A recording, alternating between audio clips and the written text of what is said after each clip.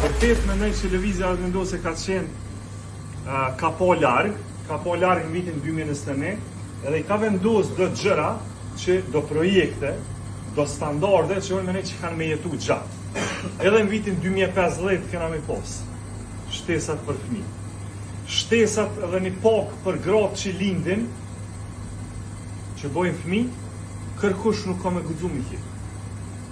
Parti tjera veç mujnë mu shty, cilat i bënë matë vaja. Po për që jekin këto harro.